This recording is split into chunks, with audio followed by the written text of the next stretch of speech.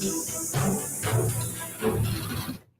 ਸ਼੍ਰੀ ਅਕਾਲ। ਤੁਸੀਂ ਜੁੜੇ ਹੋਏ ਹੋ ਪੰਜਾਬੀ ਰੇਡੀਓ USA ਦੇ ਨਾਲ ਤੇ ਮੈਂ ਹਾਂ ਪ੍ਰਵੀਨ ਸ਼ਰਮਾ ਲੈ ਕੇ ਹਾਜ਼ਰ ਹਾਂ ਪ੍ਰੋਗਰਾਮ ਅਪਡੇਟ ਅਮਰੀਕਾ ਪ੍ਰੋਗਰਾਮ ਦੇ ਵਿੱਚ ਵਰਲਡ ਦੇ ਨਾਲ ਵਿਸ਼ਵ ਭਰ ਦੇ ਵਿੱਚ ਵਾਪਰੀਆਂ ਤੇ ਅਮਰੀਕਾ ਦੇ ਵਿੱਚ ਵਾਪਰੀਆਂ ਅਹਿਮ ਘਟਨਾਵਾਂ ਬਾਰੇ ਖਬਰਾਂ ਸਾਂਝੀਆਂ ਕਰਨ ਲਈ ਮੇਰੇ ਨਾਲ ਜੁੜ ਚੁੱਕੇ ਨੇ ਹਰਜੋਤ ਸਿੰਘ ਖਾਲਸਾ ਜੀ। ਹਰਜੋਤ ਸਿੰਘ ਜੀ, ਸਤਿ ਸ਼੍ਰੀ ਅਕਾਲ, ਸਵਾਗਤ ਹੈ ਜੀ ਪ੍ਰੋਗਰਾਮ ਦੇ ਵਿੱਚ। ਸਤਿ ਸ਼੍ਰੀ ਅਕਾਲ, ਧੰਨਵਾਦ ਜੀ ਆਇਆਂ ਨੂੰ। ਪੰਜਾਬੀ ਰੇਡੀਓ USA ਦੇ ਜਿੰਨੇ ਵੀ ਸਰੋਤੇ ਸਾਡੇ ਸਾਰੇ ਹੀ AM ਸਟੇਸ਼ਨਸ, FM ਸਟੇਸ਼ਨਸ, ਘਰਾਂ ਦੇ ਵਿੱਚ ਰੇਡੀਓ ਸੈਟਸ ਦੇ ਰਾਹੀਂ, ਟੈਲੀਫੋਨ ਦੇ ਰਾਹੀਂ, ਫੇਸਬੁੱਕ, YouTube ਤੇ ਲਾਈਵ ਦੇਖ ਰਹੇ ਹੋ, ਸੁਣ ਰਹੇ ਹੋ, ਸਾਰਿਆਂ ਨੂੰ ਜੀ ਆਇਆਂ ਨੂੰ ਤੇ ਬਹੁਤ ਹੀ ਪਿਆਰ ਤੇ ਸਤਿਕਾਰ ਭਰੀ ਸਤਿ ਸ਼੍ਰੀ ਅਕਾਲ। ਸਰੋਤਿਓ, ਅੱਜ ਜੁਲਾਈ ਦੀ 26 ਤਰੀਕ ਆ, ਦਿਨ ਬੁੱਧਵਾਰ ਆ। ਤੁਹਾਡੇ ਲਈ ਸਵੇਰ ਦਾ ਅਪਡੇਟ ਅਮਰੀਕਾ ਪ੍ਰੋਗਰਾਮ ਲੈ ਕੇ ਹਾਜ਼ਰ ਹੋਏ ਆ ਜੀ।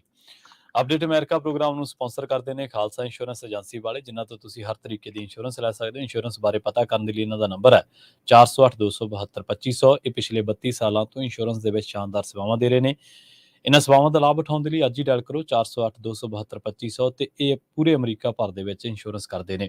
ਟਰਕੀਅਨ ਇਮੀਗ੍ਰੇਸ਼ਨ ਲਾ ਫਰਮ ਵਾਲੇ ਜੇ ਟਰਕੀਅਨ ਅਟਾਰਨੀ ਟਰਕੀਅਨ ਦੇ ਨਾਲ ਤੁਸੀਂ US ਇਮੀਗ੍ਰੇਸ਼ਨ ਬਾਬਤ ਕੋਈ ਵੀ ਸਲਾਹ ਕਰਨੀ, ਕੋਈ ਵੀ ਸਵਾਲ ਪੁੱਛਣਾ ਤੇ ਇਹਨਾਂ ਦਾ ਨੰਬਰ ਹੈ 415-909-0503। Manjit Singh Kular, Avtar Singh Manjal, Clovis, Satnam Singh, Amarjit Singh Dosanjh, Sunny Purewal Yuba City, Lakhbir Singh Samra Texas, Paramjit Singh Dol Fresno, Amarjit Singh Stockton, Jarnail Singh Johal, Harnek Singh Pabla Washington Renton, Dharam Singh Fowler, Sarabjit Singh Randan gas ਤੇ ਫੂਡ ਵਾਲੇ Elk Grove, Harjit Singh Lathrop, antelope truck stop ਵਾਲੇ Burns, Gurmel Singh Balbir Kaur Bassi Elk Grove, road and rob issue truck trailer parts ਵਾਲੇ ਟਰਲਕ ਤੇ ਸਟਾਕਟਨ ਦੇ ਵਿੱਚ ਇਹਨਾਂ ਦੀਆਂ ਲੋਕੇਸ਼ਨਾਂ ਨੇ, ਤੇ ਕਰਨੈਲ ਸਿੰਘ ਰੰਧਾਵਾ ਟਰਲਕ ਤੋਂ। ਇਹਨਾਂ ਸਾਰੇ ਹੀ ਸਪਾਂਸਰ ਦਾ ਬਹੁਤ ਬਹੁਤ ਧੰਨਵਾਦ। ਤੇ ਜੇਕਰ ਤੁਸੀਂ ਵੀ ਪੰਜਾਬੀ ਰੇਡੀਓ USA ਦੇ ਇਹਨਾਂ ਪ੍ਰੋਗਰਾਮਾਂ ਦੇ ਵਿੱਚ ਸਪਾਂਸਰ ਬਣਨਾ ਚਾਹੁੰਦੇ ਹੋ, ਇਹਨਾਂ ਪ੍ਰੋਗਰਾਮਾਂ ਨੂੰ ਸਪਾਂਸਰ ਕਰਨਾ ਚਾਹੁੰਦੇ ਹੋ, ਤਾਂ ਸਟੂਡੀਓ ਦਾ ਨੰਬਰ ਹੈ 408-272-52। ਜੀ। ਅੱਜ ਦੀਆਂ ਖਬਰਾਂ ਵੱਲ ਆਈਏ ਤੇ ਅੱਜ ਸਵੇਰੇ ਕੁਝ ਘੰਟੇ ਪਹਿਲਾਂ ਇੱਕ ਨਿਊਯਾਰਕ ਦੇ ਵਿੱਚ ਹਾਈ ਰਾਈਜ਼ ਜੋ ਕ੍ਰੇਨ ਆ ਉਸ ਨੂੰ ਅੱਗ ਲੱਗ ਗਈ, ਜਿਹਦੇ ਨਾਲ 6 ਜਾਣੇ ਬੁਰੀ ਤਰ੍ਹਾਂ ਫੱਟੜ ਹੋ ਗਏ, ਜਿਹਦੇ ਵਿੱਚ 4 ਸਿਵਲੀਅਨ ਤੇ 2 ਫਾਇਰ ਫਾਈਟਰਸ ਹੈਗੇ, ਜਿਨ੍ਹਾਂ ਨੂੰ ਮਾਈਨਰ ਇੰਜਰੀਜ਼ ਆਈਆਂ ਹੈਗੀਆਂ। ਇੱਕ ਫਾਇਰ ਫਾਈਟਰ ਦੇ ਕੋਲ ਚੈਸਟ ਪੇਨ ਹੋਈ ਆ ਤੇ ਉਸ ਨੂੰ ਟਰਾਂਸਪੋਰਟ ਕੀਤਾ ਗਿਆ ਹਸਪੀਟਲ ਨੂੰ, ਤੇ ਲਾਈਫ ਦੀਆਂ ਜੋ ਨਾਨ ਲਾਈਫ ਥ੍ਰੈਟਨਿੰਗ ਇੰਜਰੀਜ਼ ਆ, ਸੋ ਖਤਰੇ ਤੋਂ ਬਾਹਰ ਆ। ਨਿਊਯਾਰਕ ਦੀ ਫਾਇਰ ਡਿਪਾਰਟਮੈਂਟ ਦੇ ਡਿਪਟੀ ਕਮਿਸ਼ਨਰ ਯੋਸੇਫ W. ਫੇਹਰ ਉਹਨਾਂ ਨੇ ਨਿਊਜ਼ ਕਾਨਫਰੰਸ ਦੇ ਵਿੱਚ ਦੱਸਿਆ ਵੀ ਇਹ ਜੋ ਘਟਨਾ ਆ 10th ਐਵਨਿਊ ਤੇ 41st ਸਟਰੀਟ ਆ, ਉੱਥੇ ਵਾਪਰੀ, ਜਿੱਥੇ ਫਾਇਰ ਫਾਈਟਰਸ 5 ਅਲਾਰਮ ਫਾਇਰ ਨੂੰ ਰਿਸਪੌਂਡ ਕਰਨ ਗਏ। ਕਹਿੰਦੇ ਵੀ ਜੋ ਕ੍ਰੇਨ ਦਾ ਬੂਮ ਹੁੰਦਾ, ਉੱਪਰ ਵਾਲਾ ਜਿਹੜਾ ਮੇਨ ਹਿੱਸਾ ਹੁੰਦਾ, ਉਹ ਕਲੈਪਸ ਕਰ ਗਿਆ। ਉਹ ਇੱਕ ਹੋਰ ਬਿਲਡਿੰਗ ਦੇ ਵਿੱਚ ਵੱਜਾ ਕਲੈਪਸ ਕਰਕੇ, ਜਿਹਦੇ ਨਾਲ ਬਿਲਡਿੰਗ ਦਾ ਵੀ ਨੁਕਸਾਨ ਹੋਇਆ। ਤੇ ਫਾਇਰ ਨੂੰ ਬਾਅਦ ਦੇ ਵਿੱਚ ਜੋ ਫਾਇਰ ਕਰੂ ਸੀ ਉਹਨਾਂ ਨੇ ਬੁਝਾ ਲਿਆ ਹੈਗਾ। FDNY ਆਫੀਸ਼ੀਅਲਸ ਨੇ ਕਿਹਾ ਵੀ ਡਰੋਨਸ ਯੂਜ਼ ਕਰਕੇ ਉਹਨਾਂ ਨੇ ਸਾਰਾ ਜਿਹੜਾ ਆ ਇਸ ਨੂੰ ਦੇਖਿਆ ਵੀ ਕਿਸ ਤਰ੍ਹਾਂ ਉਸ ਅੱਗ ਨੂੰ ਬੁਝਾਇਆ ਜਾ ਸਕਦਾ, ਕਿਉਂਕਿ ਕਾਫੀ ਹਾਈ ਰਾਈਜ਼ ਜੋ ਇਹ ਕ੍ਰੇਨ ਸੀਗੀ, ਕ੍ਰੇਨ ਆਪਰੇਟਰ ਜੋ ਸੀ 16 ਟਨ ਕੰਕਰੀਟ ਉਸ ਨੂੰ ਲੈ ਕੇ ਜੋ ਉੱਪਰ ਜਾ ਰਿਹਾ ਸੀਗਾ, ਕਿਉਂਕਿ ਇੱਕ ਜਗ੍ਹਾ ਦੇ ਉੱਤੇ ਕੰਸਟਰਕਸ਼ਨ ਹੋ ਰਹੀ ਸੀਗੀ। ਫਾਇਰ ਫਾਈਟਰ ਜਦੋਂ ਪਹੁੰਚੇ ਤੇ ਜੋ ਕ੍ਰੇਨ ਦਾ ਬੂਮ ਹੁੰਦਾ ਆ, ਜਿਹੜਾ ਉੱਪਰਲਾ ਮੇਨ ਹਿੱਸਾ ਹੁੰਦਾ, ਉਹ ਆਲਰੇਡੀ ਗਰਾਊਂਡ ਦੇ ਉੱਤੇ ਡਿੱਗਿਆ ਹੋਇਆ ਸੀਗਾ। ਤੇ ਲੱਕਲੀ ਕਿਸੇ ਦਾ ਜਾਨੀ ਨੁਕਸਾਨ ਨਹੀਂ ਹੋਇਆ ਹੈਗਾ।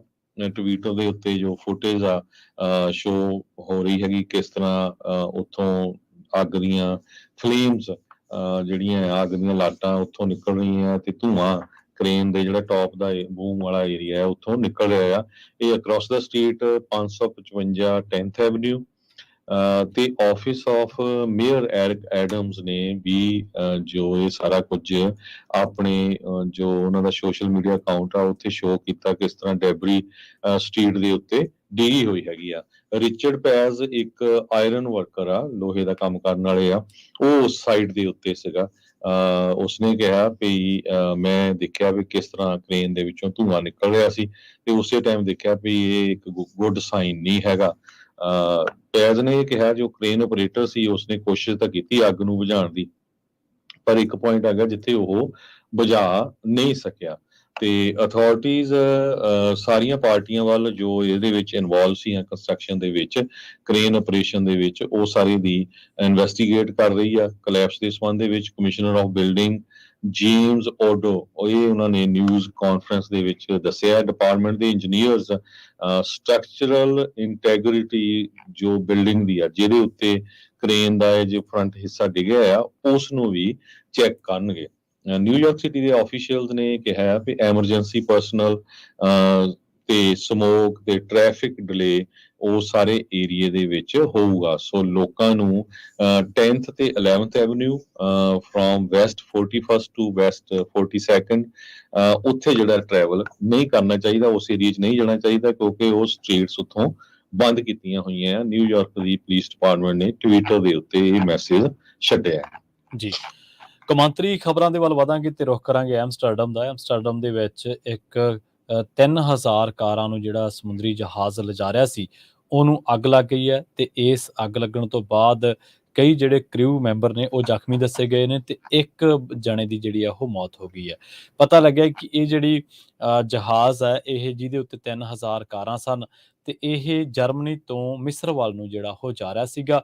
ਡੱਚ ਬ੍ਰੌਡਕਾਸਟ NOS ਦੇ ਹਵਾਲੇ ਦੇ ਨਾਲ ਇਹ ਗੱਲ ਕਹੀ ਜਾ ਰਹੀ ਹੈ ਕਿ ਜਿੰਨਾ ਵੀ ਕ੍ਰਿਊ ਸੀਗਾ ਸਾਰੇ ਭਾਰਤੀ ਮੂਲ ਦੇ ਸਨ। ਰੈਸਕਿਊ ਜਿਹੜੇ ਸ਼ਿਪਸ ਨੇ ਉਹ ਉੱਥੇ ਛੱਡੇ ਗਏ ਨੇ ਤੇ ਪਤਾ ਲੱਗਾ ਕਿ ਇਹਦੇ ਉੱਤੇ ਜ਼ਿਆਦਾ ਪਾਣੀ ਵੀ ਨਹੀਂ ਪਾਇਆ ਜਾ ਸਕਦਾ, ਕਿਉਂਕਿ ਫਿਰ ਇਹਦੇ ਡੁੱਬਣ ਦਾ ਜਿਹੜਾ ਖਤਰਾ ਹੈ ਉਹ ਬਰਕਰਾਰ ਹੈ। ਪਰ ਹਾਲੇ ਤੱਕ ਇਹ ਨਹੀਂ ਪਤਾ ਲੱਗਿਆ ਕਿ ਅੱਗ ਲੱਗਣ ਦੇ ਕਾਰਨ ਕੀ ਨੇ ਜਾਂ ਅੱਗ ਲੱਗੀ ਕਦੋਂ ਸੀ। ਹਾਂ, ਇਹਨਾਂ ਜ਼ਰੂਰ ਕਿਹਾ ਜਾ ਰਿਹਾ ਕਿ ਜਦੋਂ ਡੱਚ ਜਿਹੜੀ ਡਿਪਾਰਟਮੈਂਟ ਆਫ ਵਾਟਰਵੇਜ਼ ਪਬਲਿਕ ਵਰਕਸ ਹੈ, ਉਹਦੇ ਦੱਸਣ ਦੇ ਮੁਤਾਬਕ ਅੱਗ ਤੇ ਹਾਲੇ ਤੱਕ ਕਾਬੂ ਪਾਇਆ ਨਹੀਂ ਜਾ ਸਕਿਆ ਤੇ ਇਹ ਜਿਹੜਾ ਜਹਾਜ਼ ਹੈ ਮਾਲ ਦੀ ਢੋਆ ਢੁਆਈ ਅਕਸਰ ਜਿਹੜੀ ਹੈ ਕਰਦਾ ਸੀਗਾ। ਐਡਵਿਨ ਵਰਸਟੀਗ ਨੇ ਜਿਹੜੇ ਕਿ ਇਸ ਮਹਿਕਮੇ ਦੇ Dutch department of waterways and public works ਦੇ ਜਿਹੜੇ ਬੁਲਾਰੇ ਨੇ, ਐਡਵਿਨ ਵਰਸਟੀਗ, ਉਹਨਾਂ ਨੇ ਦੱਸਿਆ ਕਿ ਜਦੋਂ ਐਮਲੈਂਡ ਦੇ ਨੇੜੇ ਸਮੁੰਦਰੀ ਜਹਾਜ਼ ਤੋਂ ਜਿਹੜਾ ਧੂੰਆਂ ਨਿਕਲਦਾ ਵੇਖ ਕੇ ਬਾਅਦ ਦੇ ਵਿੱਚ ਜਿੰਨੇ ਵੀ ਉੱਥੇ ਕੋਸਟ ਗਾਰਡ ਸੀਗੇ ਉਹਨਾਂ ਨੂੰ ਬਚਾਅ ਕਾਰਜਾਂ ਦੇ ਲਈ ਭੇਜਿਆ ਗਿਆ ਸੀ। ਕਹਿੰਦੇ ਕਿ ਪਹਿਲਾਂ ਸ਼ੁਰੂਆਤ ਦੇ ਵਿੱਚ ਬਹੁਤ ਜ਼ਿਆਦਾ ਪਾਣੀ ਸਿੱਟਿਆ ਗਿਆ, ਪਰ ਬਾਅਦ ਦੇ ਵਿੱਚ ਪਤਾ ਲੱਗਾ ਕਿ ਜਿੰਨਾ ਪਾਣੀ ਅਸੀਂ ਇਹਦੇ ਤੇ ਪਾ ਰਹੇ ਹਾਂ, ਜਿੰਨਾ ਪਾਣੀ ਇਹ ਤੇ ਸਿੱਟ ਰਹੇ ਹਾਂ, ਤੇ ਹੋ ਸਕਦਾ ਕਿ ਇਹ ਜਿਹੜੀ ਹੈ ਜਹਾਜ਼ ਡੁੱਬਣ ਦਾ ਖਤਰਾ ਵੀ ਜਿਹੜਾ ਬਣ ਜਾਂਦਾ। ਪਰ ਇਸ ਤੋਂ ਬਾਅਦ ਹੁਣ ਲਗਾਤਾਰ ਇਸ ਅੱਗ ਉੱਤੇ ਕਾਬੂ ਪਾਉਣ ਦੇ ਲਈ ਜਿਹੜਾ ਕ੍ਰਿਊ ਮੈਂਬਰ ਨੇ ਜਾਂ ਹੋਰ ਲੋਕ ਨੇ, ਜਿਹੜੇ ਕ੍ਰਿਊ ਮੈਂਬਰਾਂ ਨੂੰ ਤਾਂ ਰੈਸਕਿਊ ਕਰ ਲਿਆ ਗਿਆ, ਪਰ ਇੱਕ ਜਣੇ ਦੀ ਮੌਤ ਹੋ ਗਈ ਹੈ। ਤਾਂ ਕੋਸਟ ਗਾਰਡ ਨੇ ਜਿਹੜੇ ਉਹ ਕੰਟਰੋਲ ਕਰਨ ਦੀ ਪੂਰੀ ਕੋਸ਼ਿਸ਼ ਕਰ ਰਹੇ ਨੇ ਤੇ ਸਟਿਲ ਜਿਹੜੀ ਸਿਚੁਏਸ਼ਨ ਆ ਸਟਿਲ ਨਾਟ ਕੰਟਰੋਲ ਦੱਸੀ ਗਈ ਹੈ। ਉੱਥੋਂ ਦੇ ਜਿਹੜੇ ਜਿਨ੍ਹਾਂ ਦਾ ਮੈਂ ਨਾਂ ਲੈ ਕੇ ਹਟਾਂ ਦਾ ਸਪੋਕਸ ਪਰਸਨ ਨੇ ਜਿਹੜੇ ਐਡਵਿਨ ਵਸਟੀਗ, ਸੋ ਉਹਨਾਂ ਦਾ ਕਹਿਣਾ ਕਿ ਅਗਲੇ ਕੁਝ ਘੰਟਿਆਂ ਤੱਕ ਜਿਹੜਾ ਉਹ ਅਸੀਂ ਅੱਗ ਕਾਬੂ ਪਾ ਲਾਂਗੇ। ਤੇ ਪਰ ਅੱਗ ਦੀ ਸ਼ੁਰੂਆਤ ਦੇ ਵਿੱਚ ਹੀ ਜਿਹੜਾ ਦੱਸਿਆ ਗਿਆ ਕਿ ਕੁਝ ਕ੍ਰਿਊ ਮੈਂਬਰ ਛਾਲਾਂ ਮਾਰ ਗਏ ਸਨ, ਜਿਹਦੇ ਕਰਕੇ ਉਹਦੀ ਜਿਹੜੀ ਆ ਮਤਲਬ ਉਹਨਾਂ ਦੀ ਬਚਤ ਹੋ ਗਈ, ਪਰ ਇੱਕ ਮੈਂਬਰ ਵਿੱਚ ਫਸ ਗਿਆ ਸੀਗਾ ਜਿਹਦੀ ਮੌਤ ਹੋ ਗਈ ਹੈ। ਇਹ ਸਾਰੇ ਭਾਰਤੀ ਮੂਲ ਦੇ ਦੱਸੇ ਗਏ ਨੇ ਜੀ। ਅਗਲੀ ਖਬਰ ਵੱਲ ਚਲੀਏ। ਜੋ ਬਾਈਡਨ ਉਹਨਾਂ ਦੇ ਸਨ ਹੰਟਰ ਬਾਈਡਨ ਉਹ ਅੱਜ ਫੈਡਰਲ ਕੋਰਟ ਦੇ ਵਿੱਚ ਅਪੀਅਰ ਹੋਣ ਜਾ ਰਹੇ ਆ ਤੇ ਆਪਣੀ ਜੋ ਉਹਨਾਂ ਦੇ ਅਗੇਂਸਟ ਫੈਡਰਲ ਇਨਵੈਸਟੀਗੇਸ਼ਨ ਚੱਲ ਰਹੀ ਆ ਉਹਦੇ ਵਿੱਚ ਉਹ ਗਿਲਟੀ ਪਲੀ ਆ ਮੰਨਣਗੇ। ਇਹ ਮੰਨ ਲਿਆ ਐਕਚੁਅਲੀ ਆਲਰੇਡੀ ਉਹਨਾਂ ਨੇ ਅੱਜ ਸਵੇਰੇ। ਹੰਟਰ ਬਾਈਡਨ ਪਹਿਲੀ ਵਾਰੀ ਕੋਰਟ ਦੇ ਵਿੱਚ, ਡੈਲਾਵੇਅਰ ਦੇ ਵਿੱਚ ਜੋ ਕੋਰਟ ਆ ਉੱਥੇ ਉਹ ਮਿਸਡਮੀਨਰ ਟੈਕਸ ਚਾਰਜਸ ਦੇ ਸੰਬੰਧ ਦੇ ਵਿੱਚ ਉਹਨਾਂ ਨੇ ਗਿਲਟੀ ਮੰਨ ਲਈ ਹੈਗੀ ਆ। ਇਹ ਕਾਫੀ ਲੰਮੇ ਸਮੇਂ ਤੋਂ ਇਨਵੈਸਟੀਗੇਸ਼ਨ ਚੱਲ ਰਹੀ ਸੀ, ਇਨਫੈਕਟ 2018 ਤੋਂ।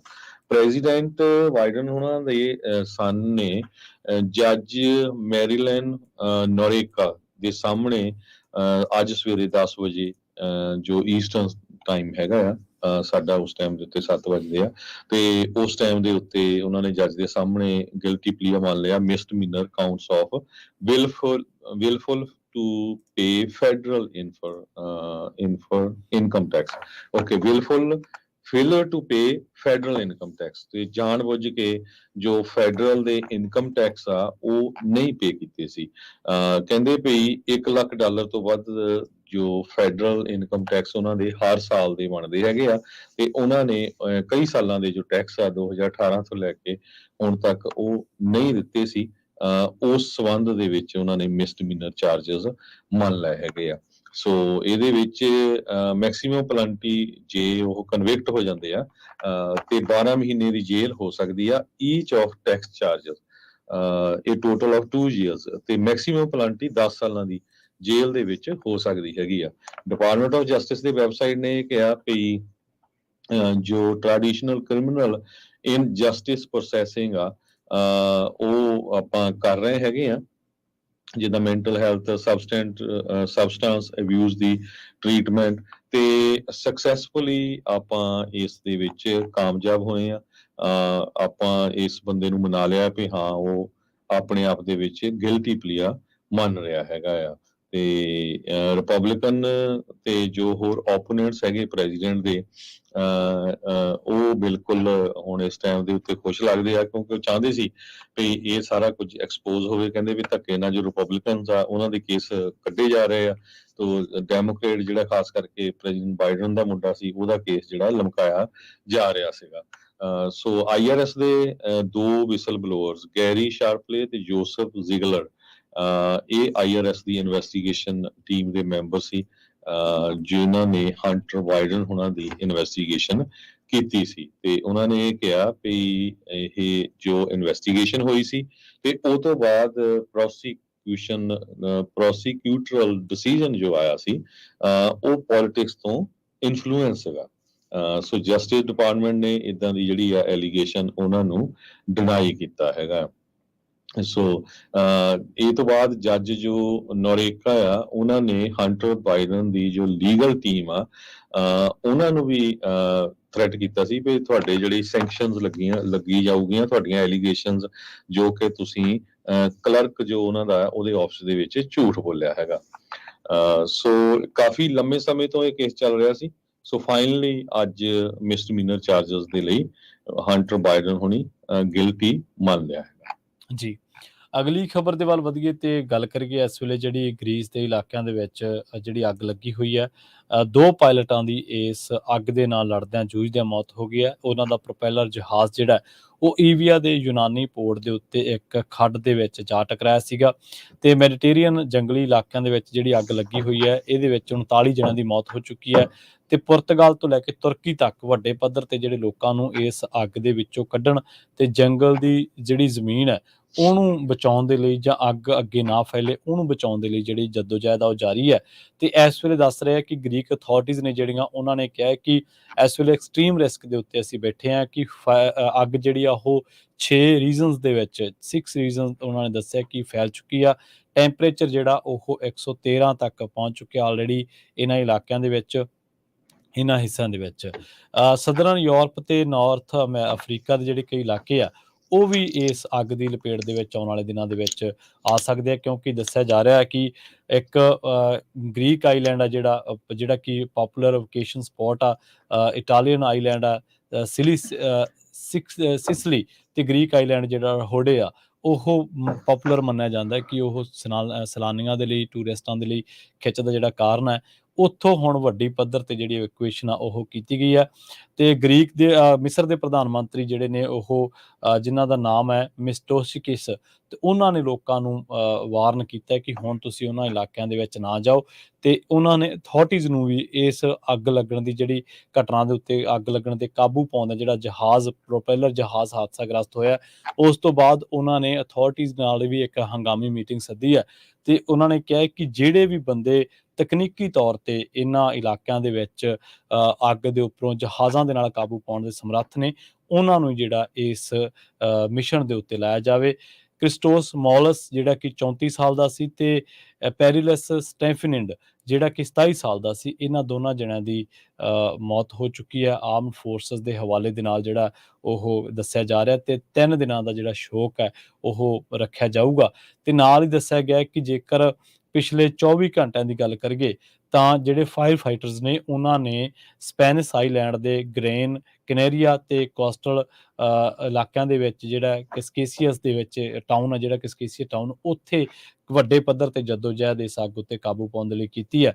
ਪਰ ਉਹ ਕਹਿੰਦੇ ਕਿ ਸਾਨੂੰ ਕਿਸੇ ਵੀ ਇਲਾਕੇ ਦੇ ਵਿੱਚ ਜਿਹੜੀ ਸਫਲਤਾ ਉਹ ਇਸ ਅੱਗ ਤੇ ਕਾਬੂ ਪਾਉਣ ਦੇ ਉੱਤੇ ਹੱਥ ਨਹੀਂ ਲੱਗ ਰਹੀ।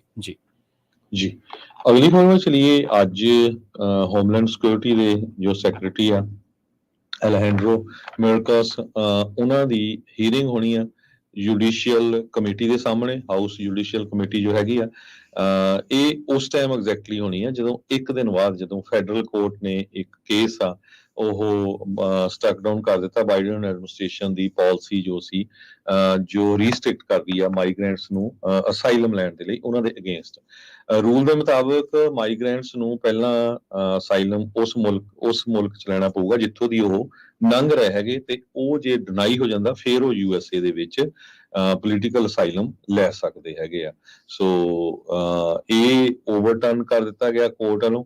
ਉਸ ਤੋਂ ਬਾਅਦ ਹੁਣ ਅੱਜ ਐਲਹੈਂਡਰੋ ਮਰਕਸ ਦੇ ਅਗੇਂਸਟ ਰਿਪਬਲਿਕਨਸ ਵੀ ਪੂਰੇ ਜੋਸ਼ ਨਾਲ ਲੱਗੇ ਹੋਏ ਆ, ਕਿਉਂਕਿ ਕਾਰਨ ਕੀ ਆ ਮਿਲੀਅਨਸ ਆਫ ਲੋਕ ਜੋ ਆ ਉਹ ਬਾਰਡਰ ਤੋਂ ਇਦਾਂ ਕ੍ਰਾਸ ਕਰ ਰਹੇ ਆ ਵੀ ਜਿੱਦਾਂ ਆਪਣੇ ਘਰ ਦੇ ਵਿੱਚ ਆਪਾਂ ਫਰੰਟ ਯਾਰਡ ਤੋਂ ਬੈਕ ਯਾਰਡ ਨੂੰ ਚਲ ਜਾਈਏ। ਕੋਈ ਉੱਥੇ ਪੁੱਛਦਾ ਨਹੀਂ ਹੈ, ਸ਼ਰੇਆਮ ਸਾਰਿਆਂ ਨੂੰ ਜੋ ਆ ਲੰਘਣ ਦੇ ਰਹੇ ਹੈਗੇ ਆ। ਤੇ ਈਵਨ ਦੋ ਚਲੋ ਅੱਗੇ ਜਾ ਕੇ ਪੇਪਰ ਵਰਕ ਦਿੰਦੇ ਆ ਜਾਂ ਕੁਝ ਵੀ, ਪਰ ਕਿਸੇ ਨੂੰ ਜਿਹੜਾ ਆ ਉੱਥੇ ਡਰ ਨਹੀਂ ਹੈਗਾ। ਇਸ ਕਰਕੇ ਜੋ ਰਿਪਬਲਿਕਨਸ ਆ ਕਾਫੀ ਲੰਮੇ ਸਮੇਂ ਤੋਂ ਰੌਲਾ ਪਾ ਰਹੇ ਆ ਵੀ ਪ੍ਰੈਜ਼ੀਡੈਂਟ ਡੋਨਾਲਡ ਟਰੰਪ ਉਹਨਾਂ ਦੇ ਸਮੇਂ ਜੋ ਲੋਕ ਬਾਰਡਰ ਕ੍ਰਾਸ ਕਰ ਰਹੇ ਸੀ ਉਹ ਜ਼ੀਰੋ ਤੱਕ ਪਹੁੰਚ ਗਿਆ ਸੀ। ਹੁਣ ਮਿਲੀਅਨਸ ਆਫ ਲੋਕ ਬਣਦੇ ਆ ਪਿਛਲੇ 2 ਸਾਲਾਂ ਜਿਨ੍ਹਾਂ ਨੇ ਕ੍ਰਾਸ ਕੀਤਾ ਹੈਗਾ। ਈਵਨ ਜੋ ਹੋਮਲੈਂਡ ਸਿਕਿਉਰਿਟੀ ਦੇ ਸੈਕਟਰੀ ਆ ਮੈਰਕਸ, ਉਹਨਾਂ ਦੀ ਇੰਪੀਚਮੈਂਟ ਦੀ ਵੀ ਗੱਲਬਾਤ ਹੋ ਰਹੀ ਆ। ਕਾਰਨ ਇਹੀ ਆ ਵੀ ਬਹੁਤ ਵੱਡੀ ਗਿਣਤੀ ਦੇ ਵਿੱਚ ਮਾਈਗ੍ਰੈਂਟਸ ਯੂਐਸਏ ਦੇ ਵਿੱਚ ਐਂਟਰ ਕਰ ਗਏ ਹੈਗੇ ਆ। ਇਹ ਹੀਅਰਿੰਗ ਜੋ ਆ ਇਸ ਟਾਈਮ ਜਿਸ ਟਾਈਮ ਆਪਾਂ ਤੁਹਾਡੇ ਨਾਲ ਗੱਲਬਾਤ ਕਰਦੇ ਆ ਉੱਥੇ ਚੱਲ ਰਹੀ ਹੈਗੀ ਆ ਹਾਊਸ ਜੁਡੀਸ਼ਰੀ ਕਮੇਟੀ ਦੇ ਸਾਹਮਣੇ ਹੋਮਲੈਂਡ ਸਿਕਿਉਰਿਟੀ ਦੇ ਸੈਕਟਰੀ ਐਲਹੈਂਡਰੋ ਮੈਰਕਸ ਦੀ, ਜੋ ਯੂਐਸਏ ਦੀ ਬਾਰਡਰ ਦੀ ਜਿੰਨੀ ਵੀ ਸਿਕਿਉਰਿਟੀ ਆ ਉਹ ਉਹਨਾਂ ਦੇ ਪੋਰਟਫੋਲੀਓ ਦੇ ਅੰਦਰ ਆਉਂਦੀ ਹੈਗੀ। ਜੀ ਜੀ। ਹਰਜੋਤ ਸਿੰਘ ਜੀ, ਖਬਰਾਂ ਦੇ ਵਿੱਚ ਪ੍ਰੋਗਰਾਮ ਦੇ ਵਿੱਚ ਵੇਲਾ ਹੋ ਚੱਲਿਆ ਇੱਕ ਬ੍ਰੇਕ ਦੇ ਲਈ ਰੁਕਣ ਦਾ। ਜਲਦ ਵਾਪਸੀ ਕਰਾਂਗੇ ਜੀ ਇੱਕ ਬ੍ਰੇਕ ਤੋਂ ਬਾਅਦ। ਖਬਰਾਂ ਹਾਲੇ ਜੀ ਹੋਰ ਵੀ ਨੇ, ਤੁਸੀਂ ਵੀ ਜੁੜੇ ਰਹੋ ਪੰਜਾਬੀ ਰੇਡੀਓ USA ਦੇ ਨਾਲ। ਇਜ਼ਰਾਈਲ ਨੇ ਜਿਹੜਾ ਸੁਪਰੀਮ ਕੋਰਟ ਦੀਆਂ ਜਿਹੜੀਆਂ ਪਾਵਰਾਂ ਘਟਾਉਣ ਦਾ ਜਿਹੜਾ ਬਿੱਲ ਆ ਉਹ ਪਾਸ ਕਰ ਦਿੱਤਾ ਤੇ ਹੁਣ ਵੱਡੇ ਪੱਧਰ ਤੇ ਵਿਰੋਧ ਹੋ ਰਿਹਾ। ਕਈ ਪਾਇਲਟਾਂ ਤੋਂ ਬਾਅਦ ਹੁਣ ਡਾਕਟਰਸ ਦੇ ਨਾਲ ਸਮਾਜਿਕ ਜਥੇਬੰਦੀਆਂ ਵੀ ਜਿਹੜੀਆਂ ਹੜਤਾਲ ਤੇ ਆ ਚੁੱਕੀਆਂ ਨੇ। ਇਜ਼ਰਾਈਲ ਦੇ ਵਿੱਚ ਵੱਡੇ ਪੱਧਰ ਤੇ ਇਹਨਾਂ ਜਿਹੜਾ ਕਾਨੂੰਨਾਂ ਦਾ ਉਹ ਵਿਰੋਧ ਹੋ ਰਿਹਾ, ਇਹਦੇ ਤੇ ਗੱਲਬਾਤ ਕਰਾਂਗੇ। ਇਹਦੇ ਨਾਲ ਇਜ਼ਰਾਈਲ ਦੇ ਨਾਲ ਯੂਕਰੇਨ ਦੇ ਜਾਂ ਰੂਸ ਦੇ ਜਿਹੜੇ ਜੰਗ ਦੇ ਅਪਡੇਟਸ ਨੇ, ਵਾਰ ਦੇ ਲਾਈਵ ਅਪਡੇਟਸ, ਉਹ ਤੁਹਾਡੇ ਨਾਲ ਸਾਂਝੇ ਕਰਾਂਗੇ। ਤੇ ਕੌਮਾਂਤਰੀ ਪੱਧਰ ਦੀਆਂ ਕੁਝ ਹੋਰ ਤੇ ਅਮਰੀਕਾ ਦੇ ਨਾਲ ਜੁੜੀਆਂ ਕੁਝ ਹੋਰ ਖਬਰਾਂ ਨੇ ਜਿਨ੍ਹਾਂ ਦੇ ਉੱਤੇ ਝਾਤ-ਖੋਰੀਆਂ ਕਰਾਂਗੇ ਇੱਕ ਬ੍ਰੇਕ ਤੋਂ ਬਾਅਦ।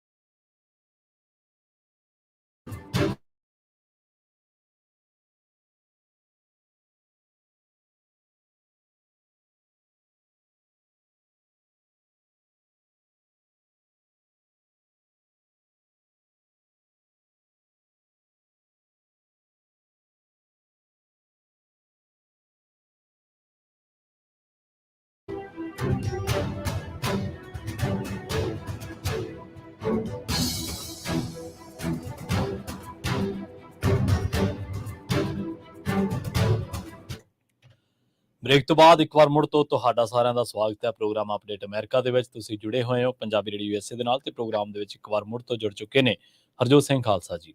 ਹਰਜੋਤ ਸਿੰਘ ਜੀ, ਇੱਕ ਵਾਰ ਮੁੜ ਤੋਂ ਸਵਾਗਤ ਹੈ ਜੀ। ਸਤਿ ਸ਼੍ਰੀ ਅਕਾਲ। ਸਤਿ ਸ਼੍ਰੀ ਅਕਾਲ, ਧੰਨਵਾਦ ਜੀ ਆਇਆਂ ਨੂੰ। ਜਿਸ ਟਾਈਮ ਆਪਾਂ ਤੁਹਾਡੇ ਨਾਲ ਗੱਲਬਾਤ ਕਰ ਰਹੇ ਜੀ। ਹਾਂ, USA ਦੇ ਫੈਡਰਲ ਰਿਜ਼ਰਵ ਬੋਰਡ ਦੀ ਮੀਟਿੰਗ ਚੱਲ ਰਹੀ ਆ ਵੀ ਇੰਟਰਸਟ ਰੇਟ ਵਧਾਉਣਾ ਆ ਜਾਂ ਨਹੀਂ ਵਧਾਉਣਾ ਹੈਗਾ। ਆਪਣੇ 11 ਵਜੇ ਦੇ ਕਰੀਬ ਕੈਲੀਫੋਰਨੀਆ ਦੇ ਸਮੇਂ ਮੁਤਾਬਕ ਤੇ 2 ਵਜੇ ਦੇ ਕਰੀਬ ਈਸਟਰਨ ਜੋ ਸਮਾਂ ਆ ਉਹਦੇ ਮੁਤਾਬਕ ਅਨਾਉਂਸਮੈਂਟ ਕੀਤੀ ਜਾਊਗੀ।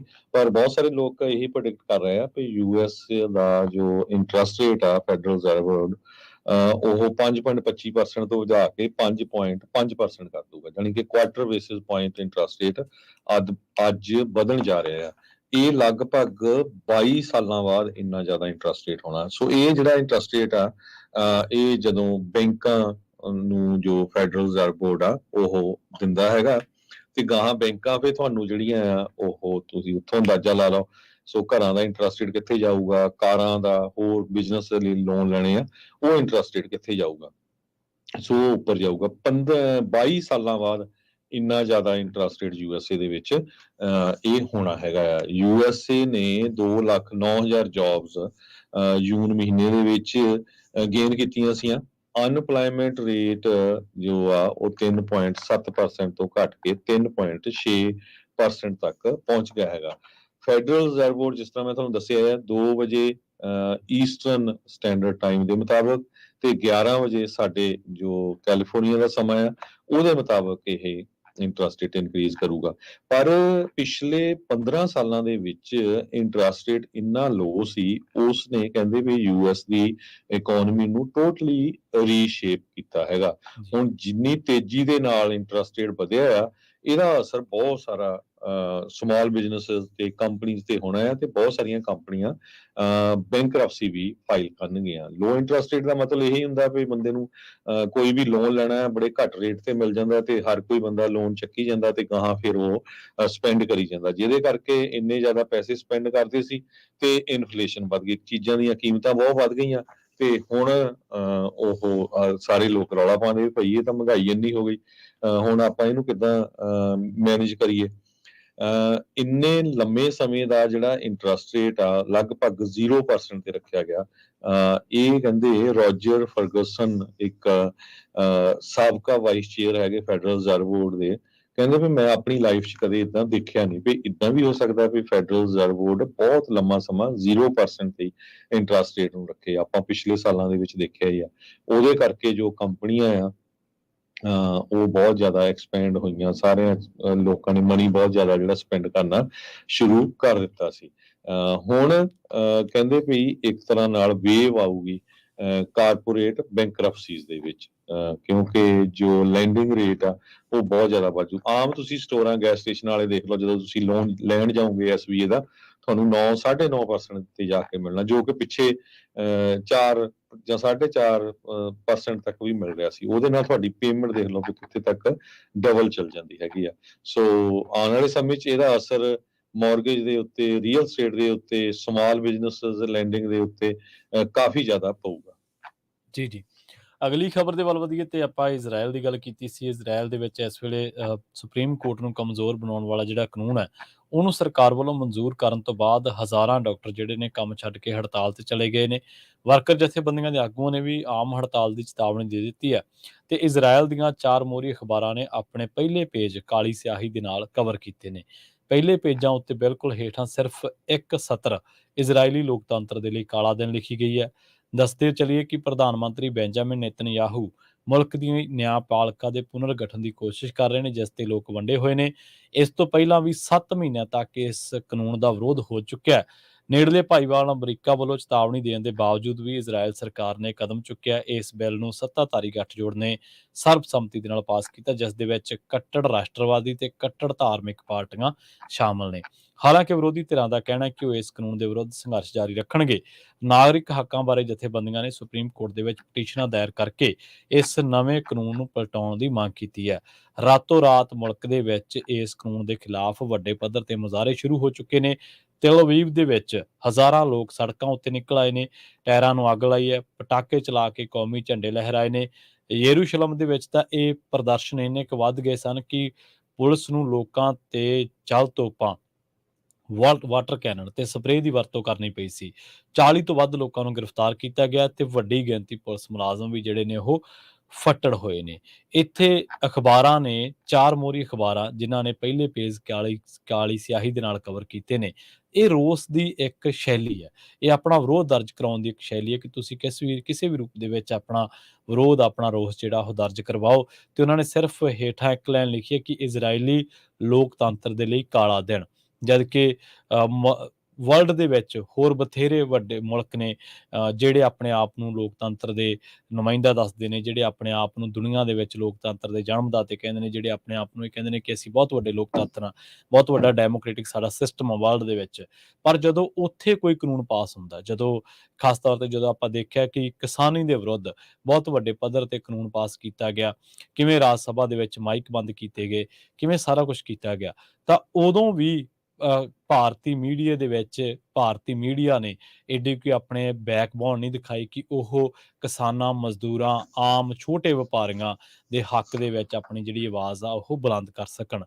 ਇਸੇ ਤਰ੍ਹਾਂ ਜਦੋਂ ਇੰਦਰਾ ਗਾਂਧੀ ਨੇ ਐਮਰਜੈਂਸੀ ਲਾਈ ਸੀ 1975-76 ਦੇ ਵਿੱਚ, ਉਦੋਂ ਵੀ ਅਖਬਾਰਾਂ ਜਿਹੜੀਆਂ ਉਹਨਾਂ ਨੇ ਉਸ ਤਰੀਕੇ ਨਾਲ ਖਬਰਾਂ ਨੂੰ ਕਵਰ ਕਰਨਾ ਸ਼ੁਰੂ ਕਰ ਦਿੱਤਾ। ਹਾਲਾਂਕਿ ਕੁਝ ਲਿਮਟਿਡ ਅਖਬਾਰਾਂ ਨੇ ਬੰਦ ਵੀ ਕੀਤੀ ਸੀ ਪ੍ਰਿੰਟਿੰਗ ਰੋਸ ਦੇ ਵਜੋਂ, ਪਰ ਉਸ ਤੋਂ ਬਾਅਦ ਅਟਲ ਬਿਹਾਰੀ ਵਾਜਪਾਈ ਜਾਂ ਉਦੋਂ ਦੇ ਵਿਰੋਧੀ ਧਿਰ ਦੇ ਆਗੂ ਨੇ ਇਹ ਗੱਲ ਕਹੀ ਸੀਗੀ ਕਿ ਇੰਦਰਾ ਗਾਂਧੀ ਦਾ ਜਿਹੜਾ ਨੇੜਲਾ ਸੀ, ਉਹ ਬੰਦੇ ਨੇ ਤੁਹਾਨੂੰ ਸਿਰਫ ਲਿਟਣ ਲਈ ਕਿਹਾ ਸੀ ਤੇ ਤੁਸੀਂ ਤਾਂ ਉਹਦੇ ਮੂਹਰੇ ਰੇਂਗਣ ਲੱਗ ਪਏ।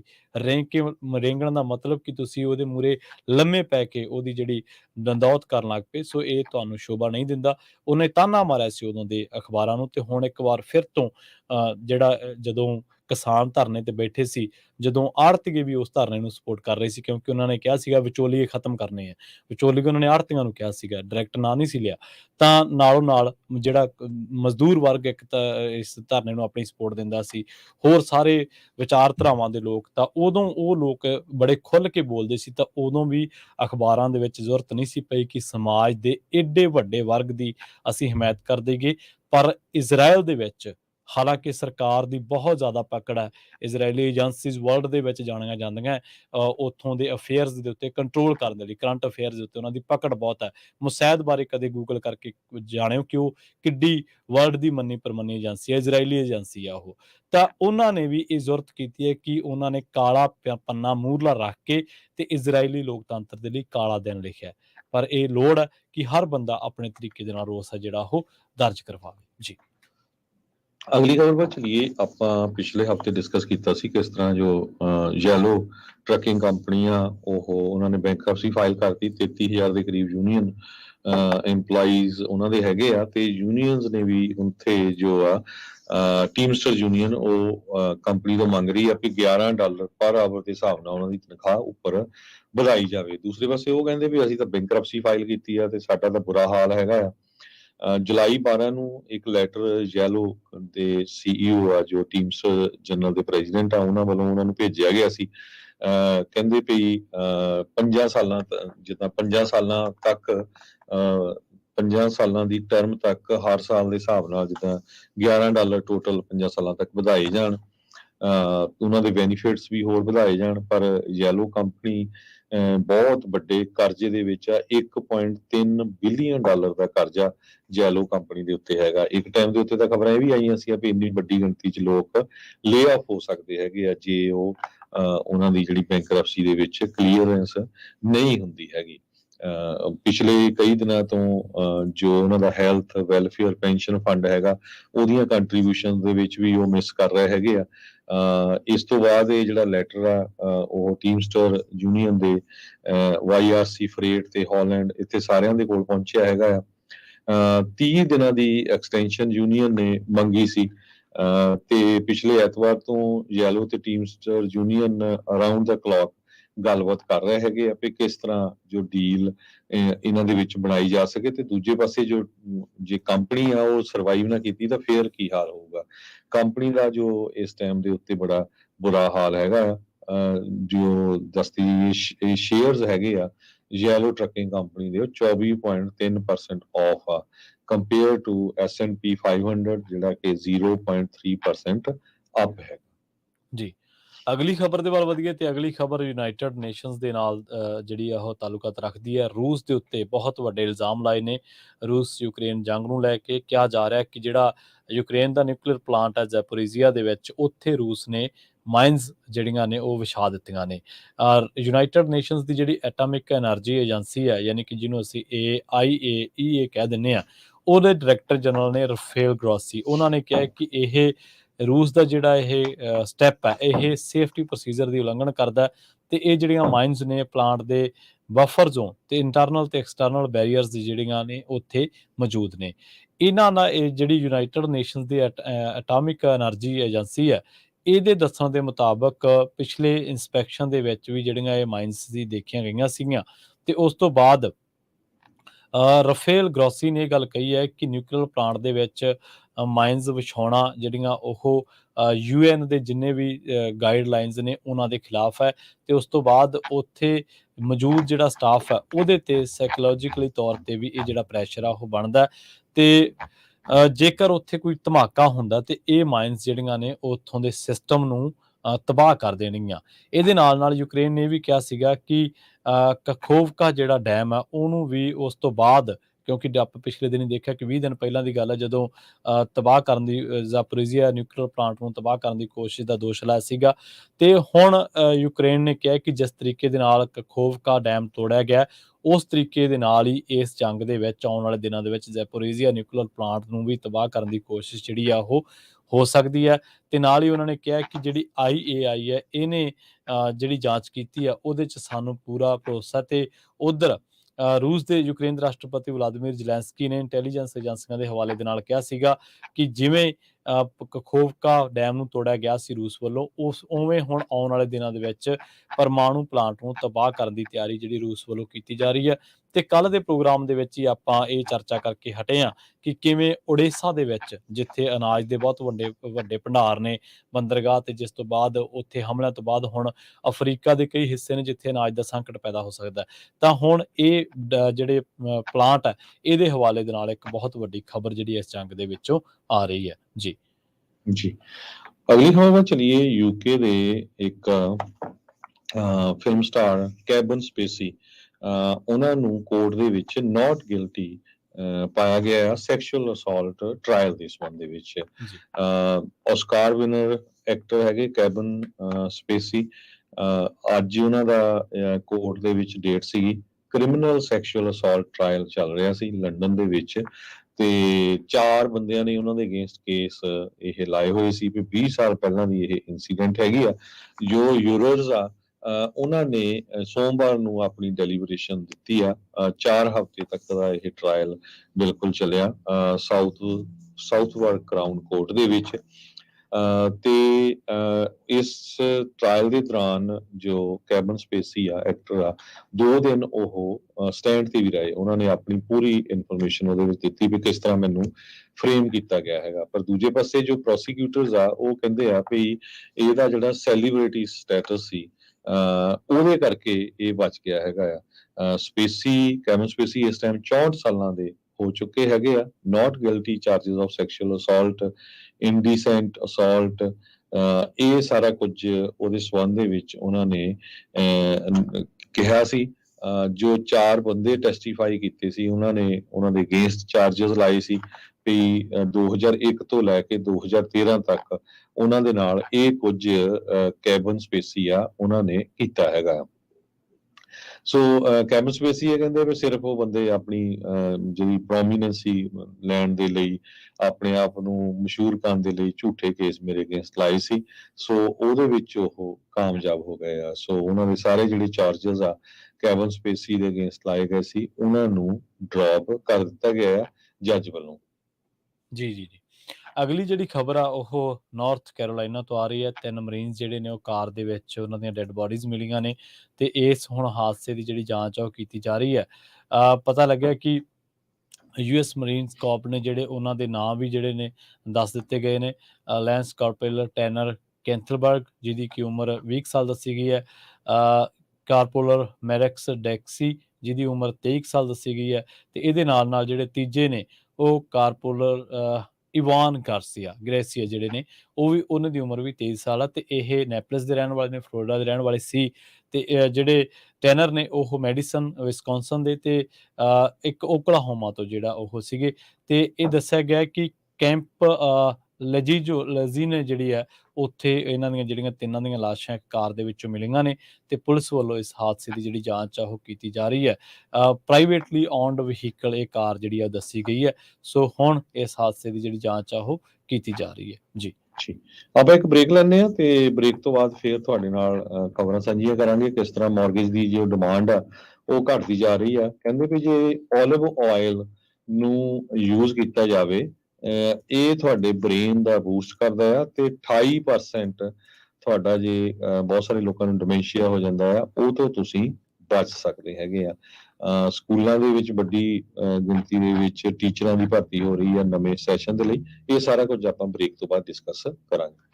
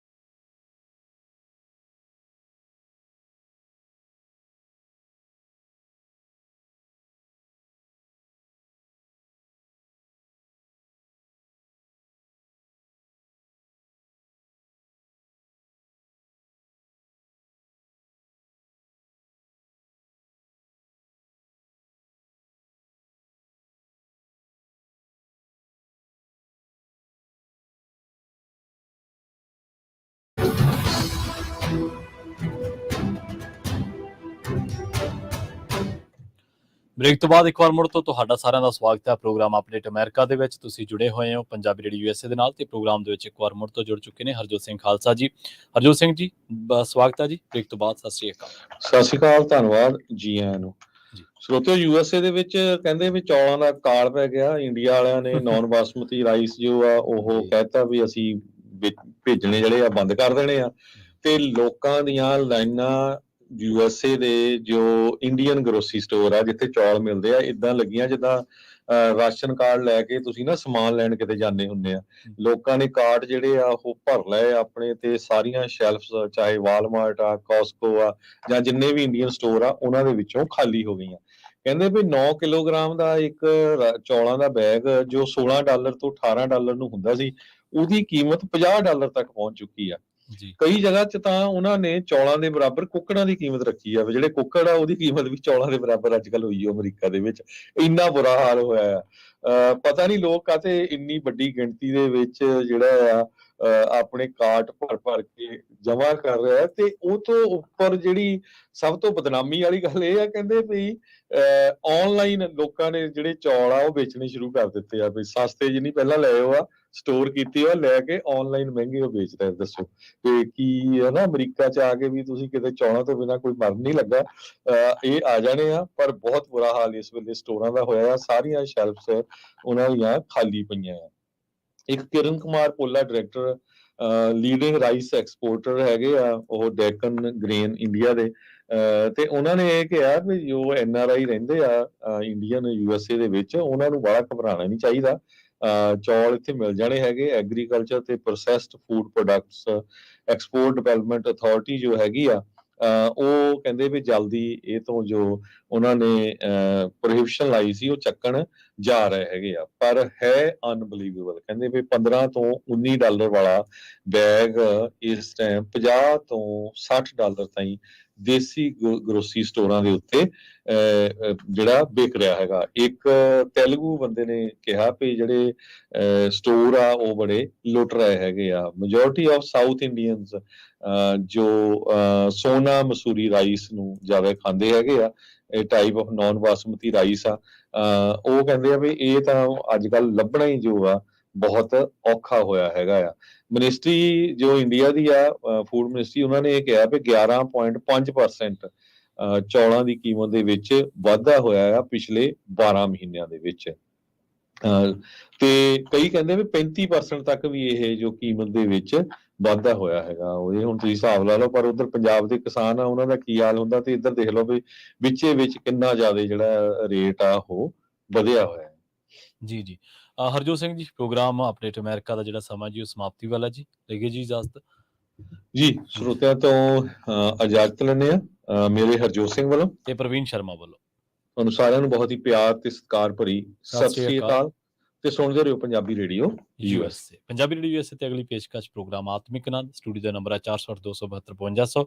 ਆਤਮਿਕ ਆਨੰਦ ਪ੍ਰੋਗਰਾਮ ਦੇ ਵਿੱਚ ਤੁਸੀਂ ਸ਼ਬਦ ਸਰਵਣ ਕਰੋਗੇ। ਸ਼ਬਦ ਦੀ ਫਰਮਾਇਸ਼ ਕਰਨ ਦੇ ਲਈ ਨੰਬਰ ਹੈ 408-272-5200।